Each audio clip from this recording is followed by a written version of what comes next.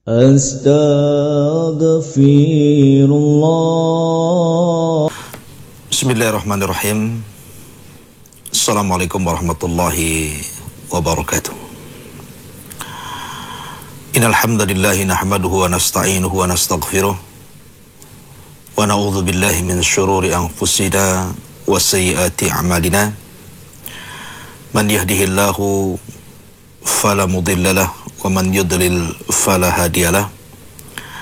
Asyhadu an la ilaha illallah wahdahu rabbi la syarika lah wa asyhadu anna Muhammadan abduhu wa rasuluhu alladzi la nabiyya ba'dah, amma ba'du. Ma'asyiral muslimin, para pendengar dan para pemirsa dimanapun Anda berada, alhamdulillah segala puja dan puji hanya milik Allah subhanahu wa ta'ala. Salawat dan salam kita hadiahkan kepada Rasul kita Muhammad sallallahu alaihi wa ala alihi wasallam. Pada pertemuan duha kali ini kita melanjutkan kembali tema kajian kita, masih membahas tentang mengenal keluarga Nabi sallallahu alaihi wasallam atau mengenal 8 cucu Nabi sallallahu alaihi wa ala alihi wasallam. Pada pertemuan yang lalu kita sudah membahas tentang 2 cucu Nabi sallallahu alaihi wasallam, Ali dan juga Umamah bintu Zainab atau bintu Al-As ibn Rabi radhiyallahu anhu. Maka pada pertemuan kali ini kita akan membahas tentang cucu Nabi sallallahu alaihi wasallam dari putri beliau yang kedua, namanya Ruqayyah. Ma'asyiral muslimin yang dimuliakan Allah subhanahu wa ta'ala, bicara tentang putri Nabi sallallahu alaihi wasallam Ruqayyah. Ruqayyah adalah putri kedua dari pasangan Rasul kita Muhammad sallallahu alaihi wasallam dan juga wanita terbaik dunia, Khadijah bintu Khuwailid radhiyallahu anha. Ruqayyah ini setelah dia kemudian beranjak dewasa dan Nabi sallallahu alaihi wasallam ketika itu belum pun diangkat menjadi nabi dan rasul, maka Ruqayyah kemudian dipinang oleh salah satu putra Abu Lahab. Karena Abu Lahab ini memiliki 3 putra. Yang pertama namanya Utbah, kemudian yang kedua namanya Utaibah, dan yang ketiga namanya Mu'tab. Nah, Utbah ini meminang Ruqayyah dan Nabi SAW menerima pinangannya. Menikahlah Utbah dengan Ruqayyah. Tetapi Allah subhanahu wa ta'ala memuliakan Ruqayyah. Pernikahan ini hanya sekedar akad saja, karena Utbah tidak menggauli Ruqayyah. Setelah keduanya menikah, maka Utbah pun kemudian safar bersama Utaibah adiknya ke Syam. Lah, kebetulan ketika itu dua-duanya menikah dengan putri Nabi sallallahu alaihi wasallam, baik Utbah ataupun Utaibah. Utbah menikah dengan Ruqayyah dan Utaibah menikah dengan Ummu Kulthum. Maka ketika keduanya berada di Syam, Allah subhanahu wa ta'ala menghendaki Nabi sallallahu alaihi wasallam diangkat menjadi nabi dan rasul. Di usia 40 tahun, dengan turunnya surah Iqra, diangkatnya beliau menjadi nabi, dan turunnya surah Al-Mudaththir sehingga diangkatnya beliau menjadi seorang rasul. Ketika itulah maka terjadi permusuhan hebat antara Nabi SAW dan Abu Lahab.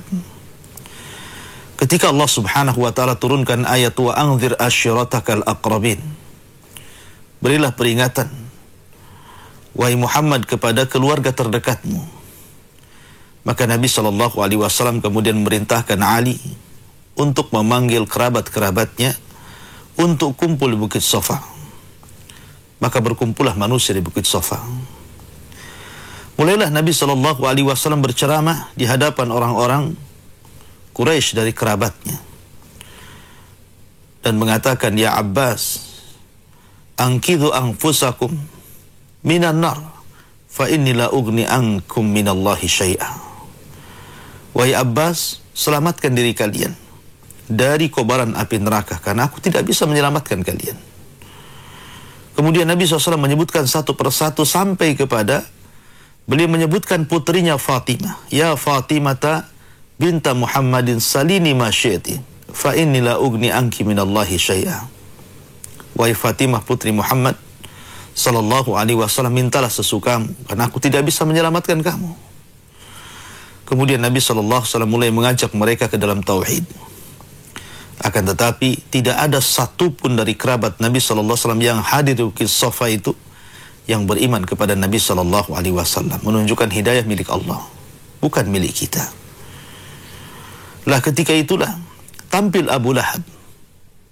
Dengan marahnya dia kemudian berdiri mencaci maki Nabi sallallahu alaihi wasallam dan mengatakan, "Tabban laka sa'iral yaum ya Muhammad."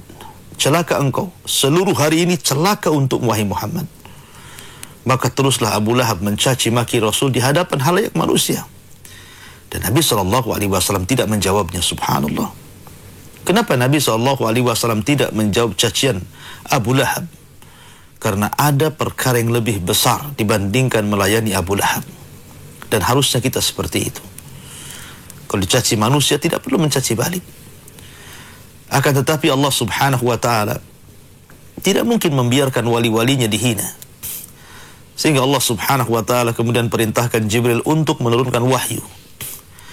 Maka Jibril pun datang, kemudian menyampaikan satu surat yang sangat pendek. Bahkan surat ini diletakkan dalam juz amma yang semua manusia bisa menghafalnya. Semua manusia akan membacanya dalam solat-solat mereka.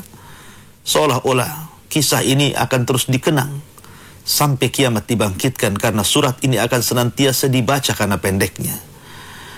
Maka Allah Subhanahu wa ta'ala turunkan ayat tabbat yada abi lahabi wa tab ma aghna anhu maluhu wa ma kasab sayasla naran dzata lahab wa imra'atuhu hammalatal hatab fi jidha hablum min masad.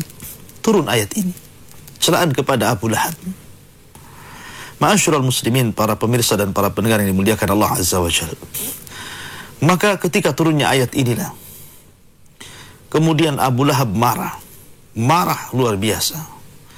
Karena bagi orang-orang itu belum pernah mereka mendengar Al-Quran dibaca, sehingga mereka menyangka bahwa surah Tabbat itu sebuah syair. Dan syair itu sebuah media di zaman itu yang ternukilkan dari lisan ke lisan. Sehingga setelah peristiwa berkumpulnya mereka di Bukit Safa, sebagian orang kemudian membaca kalimat tabbat yada abi lahabi wa tab di rumah-rumah mereka, di pasar-pasar mereka, di tempat perkumpulan mereka. Sehingga membuat marah istrinya Abu Lahab, Arwa bintu Harbin, atau kunyahnya dikenal dengan Ummu Jamil. Sehingga kemudian Ummu Jamil mendatangi Nabi SAW yang ketika itu sedang duduk bersama Abu Bakar di sekitar Ka'bah. Dari kejauhan Ummu Jamil sudah membawa batu yang sangat besar di tangannya. Ketika sampai saja di hadapan Abu Bakar dan Nabi SAW, Allah butakan kedua matanya sehingga tidak bisa melihat Nabi. Dia hanya mengatakan kepada Abu Bakar, "Aina sahibu?" Di mana saudaramu? Maksudnya Rasul SAW. Abu Bakar bingung. Rasul di sampingnya tetapi tidak dilihatnya oleh Arwa bintu Harbin ini. Maka Abu Bakar Siddiq radhiyallahu anhu hanya terdiam sampai mengatakan, "Masya'nuki ya Umma Jamil, ada apa engkau ini?" Maka Ummu Jamil mengatakan, "Telah sampai kepadaku bahwa dia mencaci diriku dan suamiku. La in ra'aituhu la aqamnahu bihadal fihrifah." Kalau seandainya kulihat dia, maka akan kulemparkan batu yang ada di tanganku ini ke mulutnya. Kemudian dia pun membacakan syair sebagai celaan kepada Nabi SAW, kemudian pergi. Lah ketika kemudian putranya pulang dari Syam, pulang berdagang, Utbah dan Utaibah ini, maka diceritakanlah oleh orang tuanya bagaimana permusuhan Abu Lahab suaminya dan juga dirinya terhadap Nabi Shallallahu Alaihi Wasallam. Akhirnya kemudian kedua orang tua yang celaka ini, yang dilaknat sampai kiamat ini, memerintahkan putranya untuk menyakiti Nabi Shallallahu Alaihi Wasallam dengan cara menceraikan kedua istrinya. Maksudnya Utbah menceraikan Ruqayyah dan Utaibah menceraikan Ummu Kulthum. Akhirnya kemudian Utaibah langsung mengembalikan Ummu Kulthum kepada Nabi Shallallahu Alaihi Wasallam dan hanya mengembalikan begitu saja, menceraikan dan dikembalikan. Berbeda dengan Utbah. Utbah ini persis seperti ayahnya Abu Lahab. Sebagaimana ayahnya Abu Lahab menyakiti Nabi Shallallahu Alaihi Wasallam, maka Utbah pun sama, mengikuti jejak ayahnya, ingin menyakiti Nabi Shallallahu Alaihi Wasallam. Akhirnya kemudian dia bawa Ruqayyah kepada Nabi Shallallahu Alaihi Wasallam. Kemudian setelah sampai di hadapan Nabi Shallallahu Alaihi Wasallam, dia pun mengatakan, ya Muhammad, sebagaimana kau telah menyakiti ayahku, menyakiti ibuku, maka kusakiti dirimu. Ambillah putrimu Ruqayyah ini. Kemudian dia mengatakan, kafartu bidinik wa bin najmi idha hawa. Maka dia mengatakan, aku kufur dengan agamamu, dan wa bin najmi idha hawa. Sebenarnya Utbah ini beriman dengan Al-Quran, tetapi dia tidak beriman dengan satu surat namanya suratul Najm. Makanya dia mengatakan wa bin najmi idha hawa. Intinya bahwa dia ingin menyakiti Nabi Shallallahu Alaihi Wasallam sampai sempat meludahi Rasul. Saking ingin menyakitinya Nabi Shallallahu Alaihi Wasallam sampai fabasaqa ala wajhin Nabi. Dia sampai meludahi wajah Nabi Shallallahu Alaihi Wasallam, tetapi tidak kena. Nabi Shallallahu Alaihi Wasallam menghindar dari ludah Utbah ini. Lah ketika itulah, ma'asyiral muslimin yang dimuliakan Allah Subhanahu wa taala, Nabi Shallallahu Alaihi Wasallam kemudian berdoa, mendoakan kecelakaan kepada Utbah dan mengatakan, Allahumma sallit alaika kalbun min kilabik. Ya Allah, kuasakan kepada orang ini, maksudnya kepada Utbah. Utuslah kepada orang ini, maksudnya Utbah, anjing dari anjing-anjingmu. Subhanallah, ini doa yang berdoa Nabi Shallallahu Alaihi Wasallam dan kondisinya madlum, dizalimi. Sementara Nabi Shallallahu Alaihi Wasallam berdoa apa? Bersabda tentang dakwatul madlum, doa orang yang dizalimi, bahwa bainahu wa bainallah hijab. Tidak ada di antara dia dan Allah itu penghalang. Bagaimana kalau yang dizalimi itu Nabi Shallallahu Alaihi Wasallam? Sementara kalaupun orang kafir kita zalimi, kemudian dia mengangkat kedua tangannya, itu mustajab. Apalagi kemudian yang dizalimi seorang Nabi. Maka doa mana lagi yang tidak mungkin mustajab? Pasti diijabah Allah Subhanahu wa taala. Ketika Nabi SAW mengatakan, Allahumma sallit alaika kalbun min kilabik. Ya Allah, kuasakan kepada orang ini anjing dari anjing-anjingmu. Akhirnya kemudian Utbah pun pergi, diceritakanlah perkara ini kepada ayahnya. Ayahnya tahu Abu Lahab. Nabi ini kalau berdoa hampir tidak meleset, sehingga dia ketakutan kepada putranya. Lah suatu ketika Utbah ini kemudian melakukan safar menuju Syam untuk berdagang. Lah Abu Lahab ini masih ketakutan dan masih terngiang-ngiang doa Nabi SAW kepada putranya, sehingga kemudian dia menitipkan kepada kawan-kawan rombongannya untuk menjaga putranya Utbah selama perjalanan berdagang sampai ke Syam. Sampai seperti itu, karena dia paham doa Nabi Shallallahu Alaihi Wasallam. Berangkatlah Utbah dengan rombongan. Sampai ketika sampai di Syam, di sebuah tempat namanya Zarqa, maka mereka pun istirahat. Utbah ini juga sama, ketakutannya sama dengan ayahnya. Dia terngiang-ngiang dengan doa Nabi Shallallahu Alaihi Wasallam, sehingga dia mengatakan kepada kawan-kawan serombongannya dan mengatakan, lindungi aku. Kalau seandainya aku masih hidup sampai pulang kembali ke Mekah, maka aku berikan kalian pada tiap-tiap satu orang 1000 dinar, 1000 dinar. Kalau aku masih hidup sepulangnya aku dari Syam bersama kalian. Akhirnya ketika istirahat di daerah Zarqa, maka tidurlah Utbah dan dijaga. Tiba-tiba Allah Subhanahu wa taala utus jundun min junudi, tentara dari tentara Allah Subhanahu wa taala. Wa ma ya'lamu junuda rabbih illahu wa ma huwa illa dzikrul bashar. Kita tahu tentara Allah subhanahu wa ta'ala itu banyak. Allah subhanahu wa ta'ala kalau hendak mengadab, menghancurkan seseorang, Allah tinggal kirim tentaranya.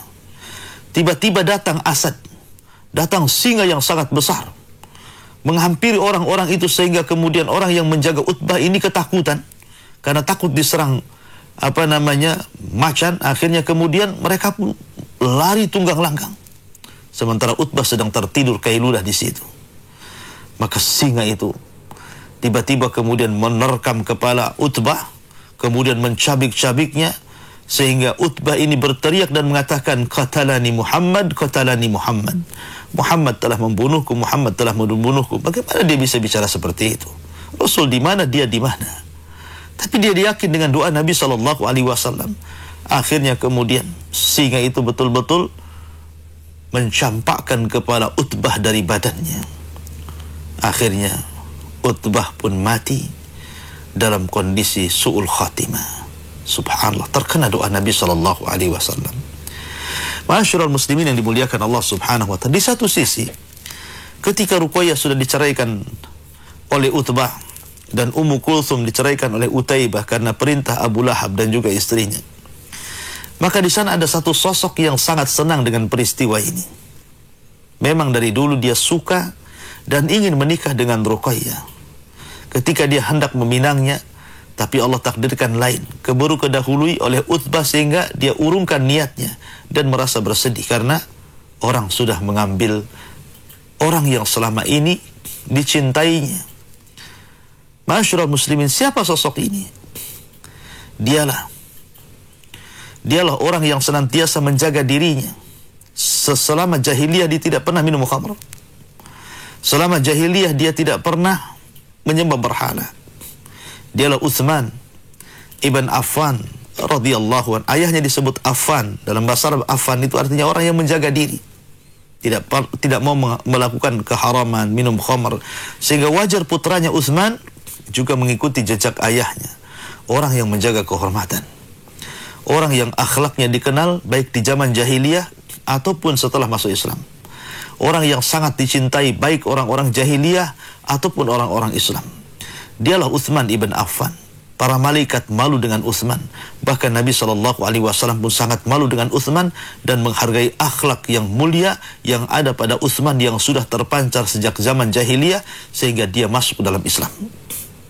Ma'asyiral muslimin yang dimuliakan Allah Azza wa Jalla. Ketika kemudian Utsman ibn Affan mendengar Ruqayyah sudah diceraikan oleh Utbah, maka dia bergegas mendatangi Nabi SAW untuk meminang Ruqayyah, dan dia sudah masuk Islam di tangan Abu Bakar Siddiq radhiyallahu anhu, dan dia termasuk as-sabiqun al-awwalun, dan satu di antara 10 sahabat yang dijanjikan masuk surga, dan satu di antara 4 khalifatul rasyidin, Utsman ibn Affan. Nabi SAW sudah mengenal sosok Utsman sejak zaman jahiliyah, sehingga dia tahu bagaimana Utsman, bagaimana akhlaknya, bagaimana kehidupannya. Tentu Nabi senang ketika Ruqayyah dilamar oleh Utsman. Akhirnya Nabi SAW langsung menerima putrinya Ruqayyah yang menjanda ketika itu, tapi belum digauli oleh Uqbah, untuk menikah dengan Utsman ibn Affan radhiyallahu anhu. Subhanallah. Ruqayyah adalah wanita yang sangat mulia, yang sangat cantik, yang sangat berakhlak. Begitu juga Utsman, laki-laki yang sangat tampan, laki-laki yang sangat berakhlak. Sehingga ketika kemudian rajulun saleh, orang yang saleh, berjumpa dengan imra'atun salihah, wanita yang saleh, kemudian menikah, maka tidak ada manusia yang lebih bahagia ketika itu melebihi Utsman dan Ruqayyah. Sampai-sampai manusia mengatakan, ahsanu zawjaini ra'ahuman nasu Ruqayyatu wa zawjuha Utsmanu. Sampai-sampai orang kemudian melantunkan bait syair, sebaik-baik pasangan suami istri yang dilihat manusia adalah Ruqayyah dan suaminya Utsman. Sampai orang-orang kemudian memuji keduanya, keharmonisannya, kecintaannya, keromantisannya, luar biasa. Dua sejoli ini memang ditakdirkan untuk menjadi suami istri teladan dan percontohan bagi Anda yang ingin mencontoh rumah tangga. Ma'asyiral muslimin, para pendengar dan para pemirsa yang dimuliakan Allah Subhanahu wa taala. Lah ketika Utsman ibn Affan radhiyallahu an betul-betul memeluk Islam, kita tahu bahwa di permulaan Islam ini tidak banyak orang yang masuk Islam. Sementara tantangan amat sangat berat. Banyak orang-orang yang kemudian disiksa. Banyak orang-orang yang kemudian diadab, bahkan sampai dibunuh seperti keluarga Ammar bin Yasir. Dibantai oleh Abu Jahal. Kemudian juga bagaimana Bilal ibn Rabah, bagaimana Zunairah, bagaimana Khabbab ibn Arad, bagaimana yang lainnya.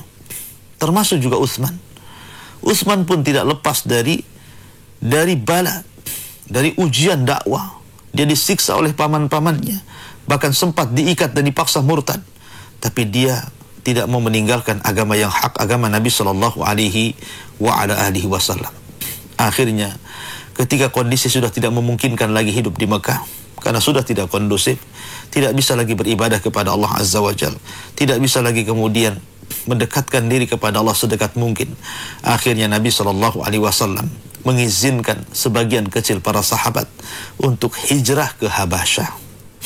Alasannya karena di Habasyah ada seorang raja namanya Ashamah ibn Afjur, atau lakobnya disebut dengan An-Najashi. Kata Nabi Shallallahu Alaihi Wasallam, berangkatlah kalian menuju Habasyah, karena di sana ada Malikun Adil, lam yadlim ahada. Ada raja yang sangat adil, tidak pernah mendolimi siapapun. Maka ketika itu bergegaslah beberapa orang yang bisa dihitung dengan jari. Salah satunya adalah Utsman ibn Affan dan juga Ruqayyah, yang memimpin rombongan untuk hijrah dari Mekah ke Habasyah untuk menjaga agamanya. Subhanallah. Ini hijrah, bukan hijrah biasa. Mekah dengan Habasyah itu bukan jarak tempuh yang sangat pendek. Harus melewati berbagai macam daerah, lembah, gunung, padang pasir, bahkan lautan. Akan tetapi, demi menjaga agama, menjaga ketaatan kepada Allah Subhanahu wa Ta'ala, mereka korbankan semuanya. Mereka tinggalkan harta, tinggalkan keluarga, hanya untuk membela agamanya. Berangkatlah Ruqayyah dengan Utsman ibn Affan radhiyallahu an. Kemudian sesampainya di Habasyah, di Ethiopia, maka kemudian hiduplah beberapa para sahabat di sana dengan perlindungan Raja Najasyi, Ashamah ibn Afjur, sampai kemudian hijrah 2 kali. Disinilah lahir cucu Nabi Shallallahu Alaihi Wasallam. Disinilah lahir cucu Nabi Shallallahu Alaihi Wasallam dari pasangan Utsman dengan Ruqayyah, namanya Abdullah. Makanya kunyah Utsman bin Affan radhiyallahu anhu adalah Abu Abdullah. Abu Abdullah is Utsman ibn Affan radhiyallahu anhu, dan kunyah Ruqayyah adalah Ummu Abdullah. Ummu Abdullah. Ma'asyiral muslimin yang dimuliakan Allah Azza wa Jalla. Lah cucu Nabi Shallallahu Alaihi Wasallam ini yang ketiga, setelah sebelumnya kita sudah bercerita tentang Ali, putra pertama dari Zainab tetapi meninggal dunia. Kemudian Umamah ini sempat besar, kemudian menikah dengan Ali radhiyallahu anhu, dan setelahnya kemudian menikah dengan yang lainnya sampai akhirnya meninggal dunia. Lah Abdullah ini Allah takdirkan tidak hidup lama. Ya, ketika itu Utsman ibn Affan radhiyallahu anhu tentu sangat senang sekali dengan kelahiran Abdullah ini. Karena bagaimanapun Utsman ibn Affan radhiyallahu anhu diberikan nikmat yang luar biasa. Menikah dengan wanita yang dicintainya selama ini, Ruqayyah bintu Rasulullah sallallahu alaihi wasallam. Yang kedua menjadi menantu Nabi sallallahu alaihi wasallam. Mana lagi pasangan yang sangat senang ya apabila dia menikah dengan orang yang dicintainya dan memiliki mertua seorang nabi dan rasul. Ya, ditambah-tambah kemudian Allah Subhanahu wa Ta'ala berikan karunia anak dari pernikahan dengan orang yang dicintainya. Orang kalau mencintai, saling mencintai, punya keturunan, maka ini bertambah bahagia.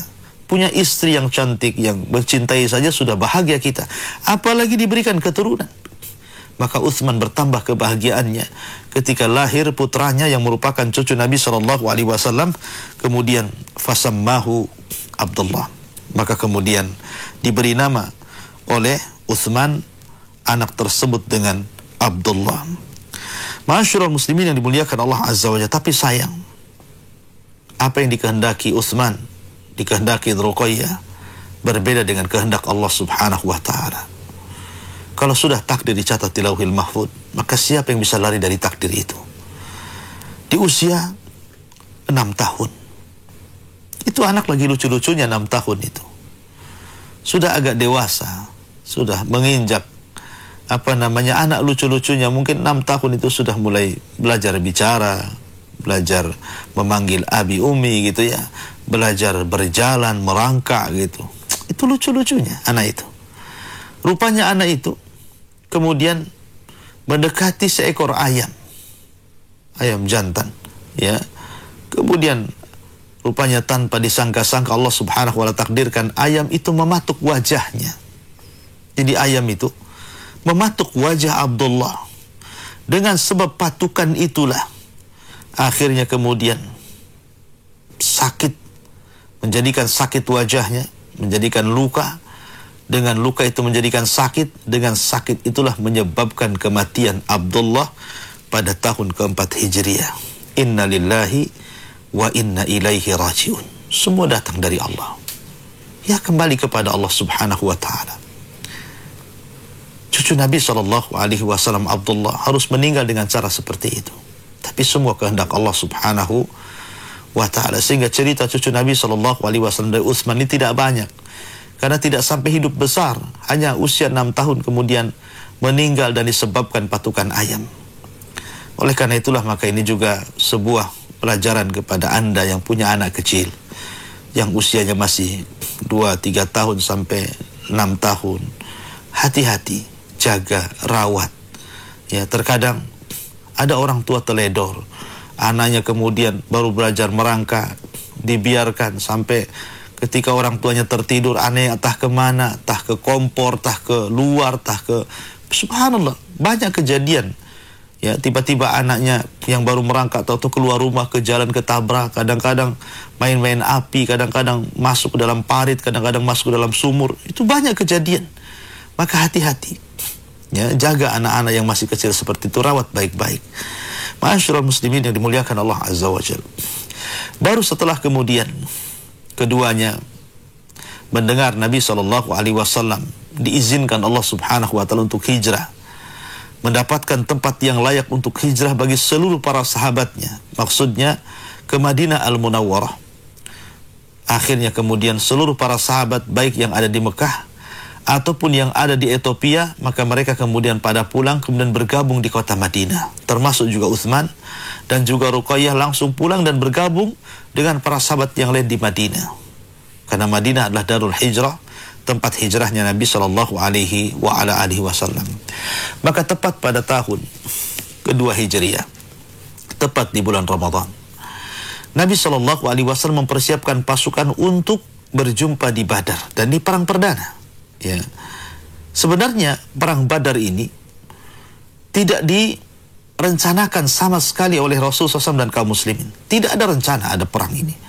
Karena rencana Nabi SAW itu hanya menghadang kafilah Abi Sufyan, mengambil harta yang dibawa dari Syam, yang merupakan harta orang-orang Quraisy, sebagai balasan ketika mereka hijrah dari Mekah ke Madinah, mereka diambil hartanya, maka sebagai balasan tebusannya mau diambil hartanya Abu Sufyan, karena itu merupakan hartanya orang-orang Quraisy yang dibawa Abi Sufyan. Tapi Allah takdirkan berbeda. Rupanya disebabkan itulah akhirnya Abu Sufyan mengutus Dhamdham, memberitahu tetua Quraisy, akhirnya kemudian mereka pun mengirim pasukan 1.000 lebih, dan Nabi SAW ketika itu hanya 300 orang saja. Ada yang mengatakan 314 orang saja. Persis seperti tentara Jalut ketika melawan Talut. Ma'asyiral muslimin yang dimuliakan Allah Azza wa Jalla, Utsman ini ingin terlibat dalam perang ini sebenarnya. Tapi Nabi SAW mengatakan, ya Utsman, tidak perlu kau terlibat. Engkau akan mendapatkan pahala syahid dan juga engkau akan mendapatkan bagian perang ini. Kenapa Utsman dilarang oleh Nabi SAW terlibat dalam perang Badar? Karena ketika itu istrinya Ruqayyah sakit parah. Nabi SAW kasihan dengan istrinya, supaya ada yang merawatnya. Dan ini menunjukkan bahwa suami pun, ini tugas suami, merawat istri. Terkadang ada suami itu yang cuek, sama sekali tidak peduli dengan istrinya. Istrinya mau sehat, mau sakit, terserah. Ya, kadang-kadang sakit itu dibiarkan saja. Kadang-kadang hanya diberikan pil, minumlah obat sana. Tidak ada perhatian sama sekali. Tapi lihat Utsman bin Affan radhiyallahu an, betul-betul menemani istrinya atas perintah Nabi SAW dan kecintaan dia kepada Ruqayyah. Akhirnya Utsman tidak ikut perang Badar. Akan tetapi belum pun Nabi SAW pulang dari perang Badar, Allah takdirkan Ruqayyah meninggal dunia. Allah takdirkan Ruqayyah meninggal dunia. Inna lillahi wa inna ilaihi raji'un. Maka Utsman pun bersedih. Bagaimana tidak bersedih? Orang yang dicintainya meninggal dunia, dan dia sudah tidak jadi lagi menantu Nabi SAW.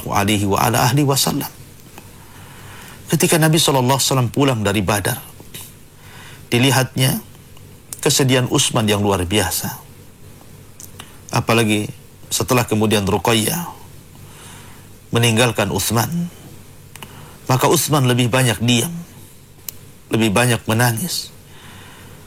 Bagaimanapun kenangan-kenangan dengan Ruqayyah ini bukan kenangan-kenangan biasa. Mereka sudah berjuang. Mereka sudah hijrah ke Habasyah. Banyak hal-hal yang dilewati keduanya. Sehingga ketika kematian Ruqayyah ini betul-betul menyisakan keperitan hati Utsman bin Affan radhiyallahu an. Begitulah. Siapapun yang ditinggalkan orang dicintainya pasti akan mengalami hal yang sama. Makanya Nabi SAW melihat seperti itu. Dia kasihan dengan Utsman. Rasul datang kepada Utsman dan mengatakan, "Ya Utsman, bagaimana kalau kau menikah dengan Ummu Kulsum, dengan adik daripada Ruqayyah?" Akhirnya kemudian Utsman pun setuju. Menikahlah Utsman dengan Ummu Kulsum. Setelah menikah dengan Ummu Kulsum inilah agak terobati, karena Allah menggantikan sepeninggal Ruqayyah dengan Ummu Kulsum. Akhirnya Utsman pun mendapatkan kebahagiaannya kembali, menjadi menantu Nabi SAW, dan Allah berikan wanita terbaik setelah wanita terbaik Ruqayyah, Ummu Kulsum. Dari situlah kemudian Utsman disebut gelar Dzu Nuraini, pemilik dua cahaya, karena menikahi dua putri Nabi SAW. Bahkan ketika Ali radhiyallahu anhu menjadi khalifah di Kufah, ada orang bertanya, "Ya Ali, bagaimana pendapatmu tentang Utsman?" Maka Ali radhiyallahu anhu menjawab, "Dzakar rajul yud'a fi mala'il a'la bi Dzi Nuraini." Itulah laki-laki yang dipanggil dari atas sana dengan sebutan dua pemilik cahaya, Utsman ibn Affan. Akan tapi dengan pernikahan Ummu Kulsum sama sekali tidak melahirkan satupun cucu Nabi SAW. Hanya dari Ruqayyah Abdullah, tetapi meninggal di usia 6 tahun. Inilah cucu Nabi SAW yang ketiga, Abdullah. Di sana masih banyak cucu Nabi SAW. Ada Hasan, ada Husain, ada Muhsin, ada Zainab, ada Ummu Kulsum dari Fatimah. Bagaimana kisahnya? Insyaallah kita lanjutkan di minggu depan. Mudah-mudahan ada manfaatnya. Untuk sesi duha kali ini kita cukupkan sampai di sini. Saya kembalikan kepada moderator, falyatafaddal mashkura. Jazakallah khair Ustaz atas materi yang sudah disampaikan di kesempatan yang berbahagia ini. Semoga kita bisa mengambil manfaat dari kisah yang baru saja kita dengarkan bersama. Baik, para pendengar kaum muslimin dan muslimat dimanapun Anda berada di seluruh dunia, untuk Anda yang ingin bertanya kepada Al-Ustadz, dipersilakan Anda bisa bergabung bertanya secara langsung melalui 0811 777 0106. Saya ulangi, Anda bisa menghubungi kami secara langsung melalui 0811 777 0106. Atau juga bisa mengirimkan pertanyaan Anda melalui pesan singkat, SMS dan WhatsApp ke 081 808 108 106. Baik, ada pertanyaan dari Pak Bakri di Bekasi. Assalamualaikum Ustaz. Waalaikumsalam warahmatullahi. Mengenal cucu keturunan Rasulullah, apakah ada keharusan atau kewajiban umat Islam untuk memuliakan mereka atau bagaimana cara memuliakan keturunan Rasulullah? Syukron atas bimbingannya, Ustaz. Iya. Bismillah, alhamdulillah. Kita tahu bahwa Nabi SAW adalah manusia yang paling mulia satu jagat raya ini. Dan keluarganya juga adalah keluarga yang sangat mulia, melebihi keluarga-keluarga yang lainnya.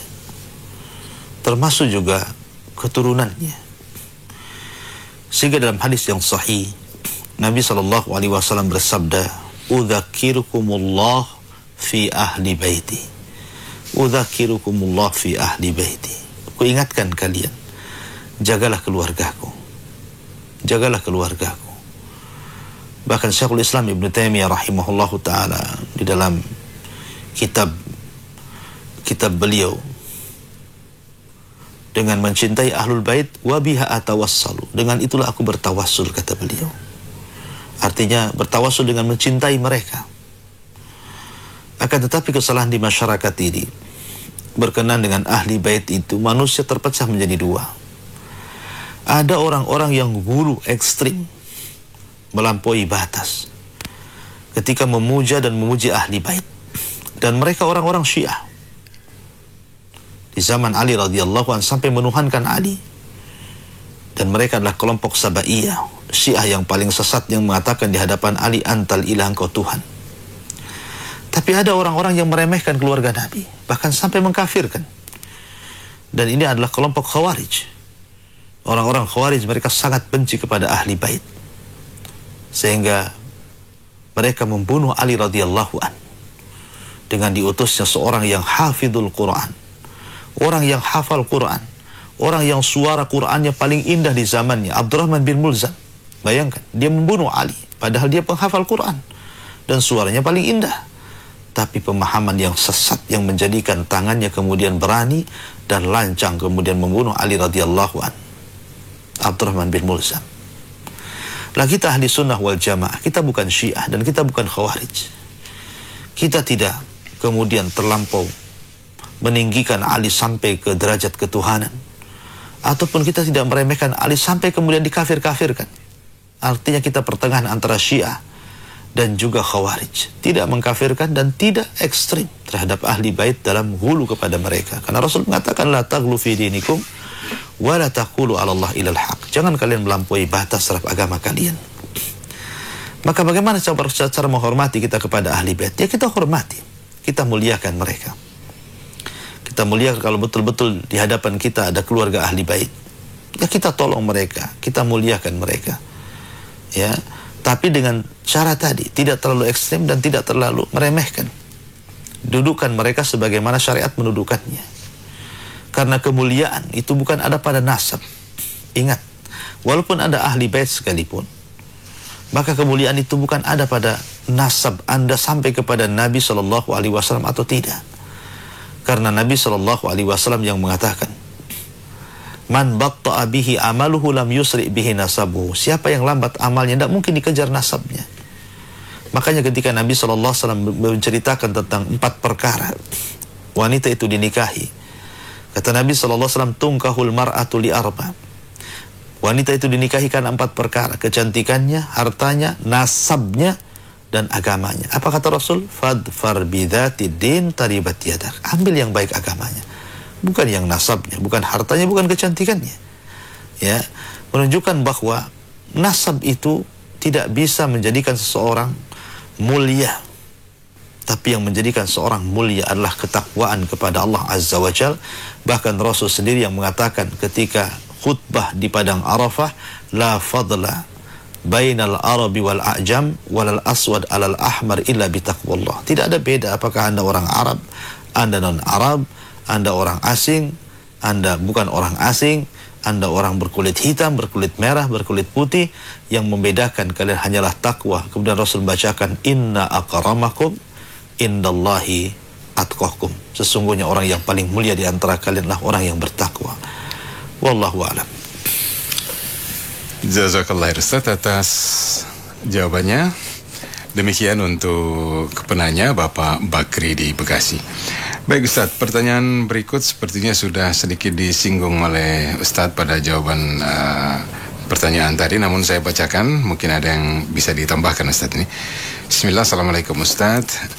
Dari Abu Nabila di Sidoarjo, Nabi tidak meninggalkan harta benda, bukan dinar, bukan pula dirham.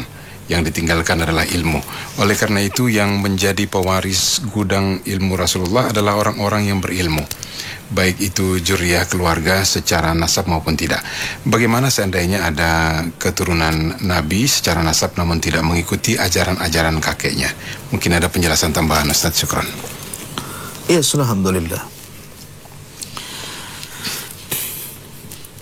Hadis yang Anda bacakan adalah hadis yang sangat mulia.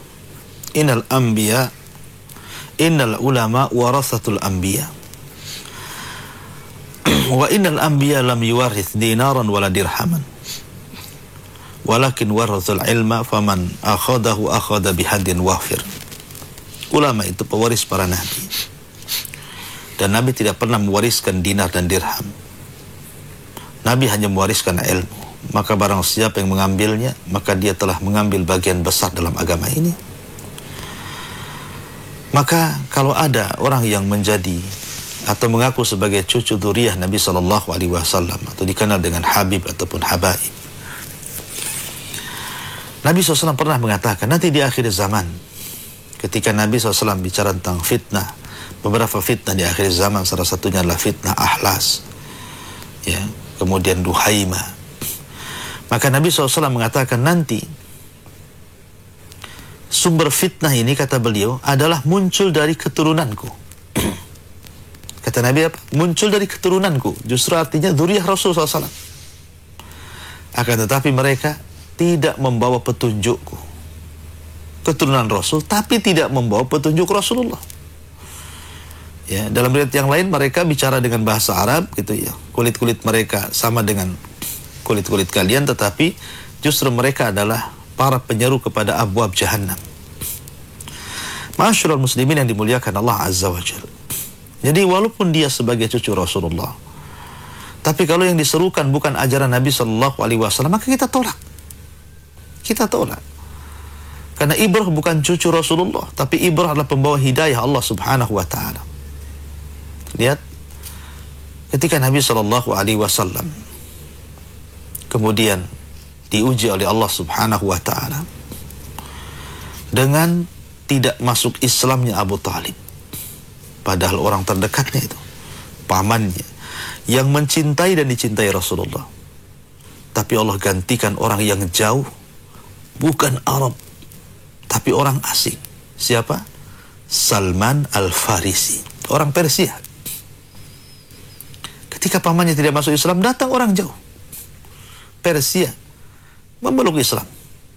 Datang Bilal bin Rabah. Coba bayangkan, Bilal dari mana? Dari Afrika, Ethiopia. Datang Suhaib Ar-Rumi, orang Romawi. Itu tiga orang ini orang-orang awal masuk Islam tuh. Salman dari Persia, Suhaib dari Romawi, Bilal dari mana? Dari Habasyah. Sementara keluarga Nabi SAW ketika itu belum banyak menerima Islam. Ya, artinya bahwa, dan kalau kita melihat juga para ulama ahli sunnah wal jamaah gitu kan, itu kebanyakan bukan orang Arab, banyak orang-orang asing. Orang Arab itu sedikit sekali, bahkan ulama-ulama hadis itu orang Arab sedikit sekali, kebanyakan orang ulama-ulama asing itu. Imam Bukhari itu dari Bukhara sana, ya. Jadi kita kemuliaan itu ada pada ilmu, bukan pada dzurriyyah. Sementara kita ini menghargai, memuliakan dzurriyyah itu karena mereka keturunan Rasulullah SAW, hanya ingin mencintai mereka karena Allah. Jikalau mereka mengikuti syariat Allah dan Rasulnya, baru kita mengikuti mereka, kita mengikuti ajaran mereka, dan mereka berhak untuk itu karena mereka dzurriyyahnya. Tapi kalau kemudian mereka mengaku dzurriyyah Rasulullah SAW, tapi yang diajak bukan ajaran Nabi SAW, maka apa bedanya dengan Abu Lahab, ya, paman Nabi SAW yang kufur? Maka tidak perlu diikuti. Wallahu a'lam. Jazakallah Ustaz atas penjelasannya. Demikian untuk Abu Nabilah di Sidoarjo. Baik Ustaz, satu pertanyaan terakhir dari Budiman di Solo. Bismillah, Assalamualaikum Ustaz. Waalaikumsalam. Bagaimana hukumnya ketika kita mendengarkan sirah ciri-ciri Nabi SAW, lalu kita membayangkan wajah beliau? Apakah berdosa Ustaz? Syukron atas jawabannya. Ya, alhamdulillah.